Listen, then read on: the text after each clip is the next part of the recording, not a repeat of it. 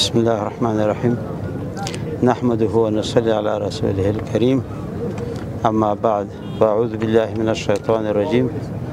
بسم الله الرحمن الرحيم قال الله عز وجل وتعاونوا على البر والتقوى ولا تعاونوا على الإثم والعدوان وقال النبي صلى الله عليه وسلم مثل المؤمنين في توادهم وتراحمهم وتعاطفهم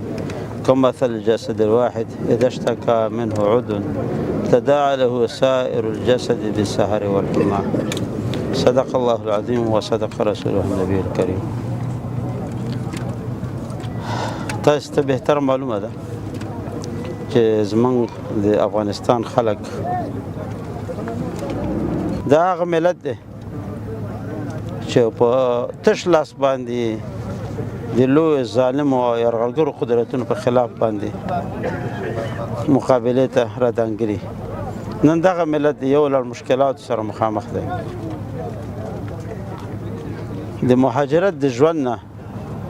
دوی راپکړه شوي ډېر دردونکي دي. زمونږ دغه خلک چې د هغې ځای څخه راځي د خپل وطن ته دا ډېر د ترحم وړ دي، ډېر د شفقت وړ دي. الحمدلله دلته اسلامي امارت د افغانستان ټول ولس خیریه نهادونو، شتمنو افرادو او مختلفو ادارو او خیریه بنسټونو مؤسساتو ډېر په خلاص مټ باندې دوی خدمات ته راودانګل او تر اوسه پورې دا کوشش وکړي چې دوی په دې ځای کې ځان غریب یا ځان محتاج محسوس نه کړي.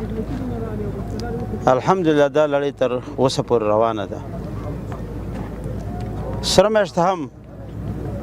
د خپل توان او طاقت مطابق کوشش کړی او کوشش کوي چې د دغې هیوادوالو هر اړخیزه همکاري وکړي او د دوی همکارۍ ته راوړاندې شي. تاسې پوهېږئ به د نږدې وختونو کې په هرات کې یو دردونکې زلزله پېښه شوه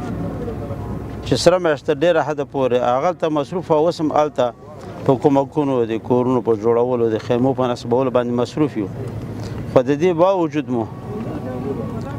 په تورخم کې او په سپین بولدک کې خپل صحي خدمات خپلو قدرمنو هیوادوالو ته وړاندې کړي. یوازې دا نه چې د ننګرهار کې زمونږ سیار ټیمونه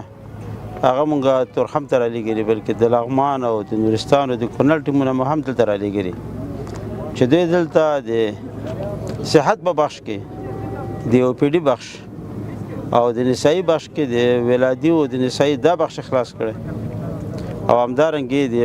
ماشومانو ته د واکسین ورکولو په دې بخشونو کې فلحال دپاره سره میاشت دلته خپل فعالیت لري. زه نن دلته چې راغلی یم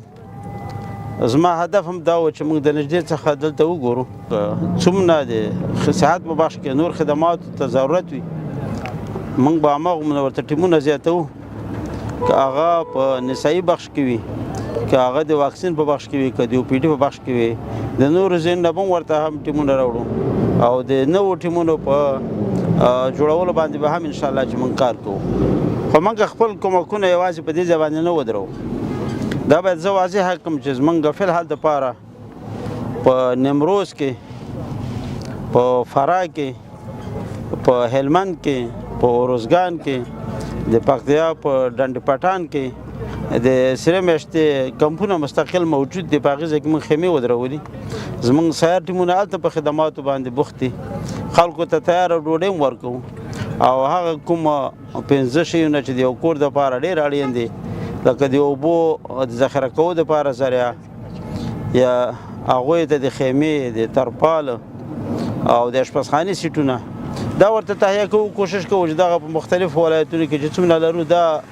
دغه نوو خلکو ته چې راغلي دي او یا راځي دوی ته توضیح کړو. ځکه زموږ ډېری هیوادوال داسې راګرځي چې دوی د هجرت په دیار کې چا ډېر زیات وختونه تېر کړي چې دلته په خپل کلي کې کور نه لري، سرپناه نه لري.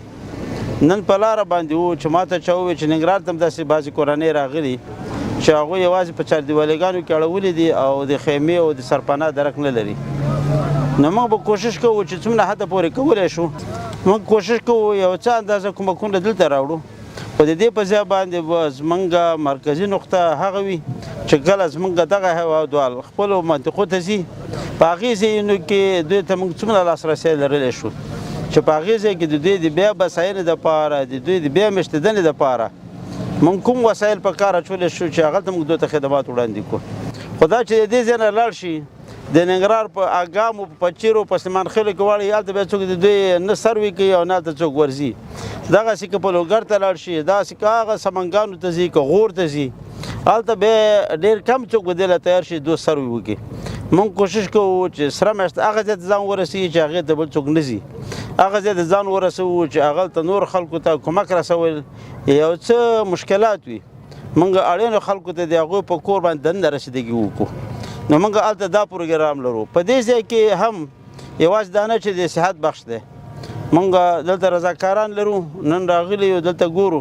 که چېرته د دغې نوي خلک چې راځي که د دوی په انتقال کې د ویلچیرو د ضرورت موږ کوشش وکړو چې ویلچیر یا د ناستې د انتقالي چوکۍ ورته راوړو که په دې ځای کې د دې ضرورت و چې ګرمه ډوډۍ ورکړو هغه ترتیب ورته انشاءالله را برابروو همدغسې موږ څه کوشش کوو چې دلته د خوراکي مواد یا بستې ورکړو نو ما په لارې باندې هم د مختلفو ولایتونو مسؤلین د سرې میاشتې هغو ته مې ویلي چې تاسې څه لرئ په خپلو ولایتونو کې هم ورته کمپونه جوړ کړئ هم د دوی لاسنیوی وکړئ دغې کمپونو کې که دوی یوه ورځ تېروي که دوه ورځې تېروي تر څو پورې خپلو ولسوالیو ته ځي هلته باید دوی ورته ګرمه ډوډۍ هم ورکړي ځکه تاسې پوهېږئ د هلمند دومره لرې ولسوالۍ دي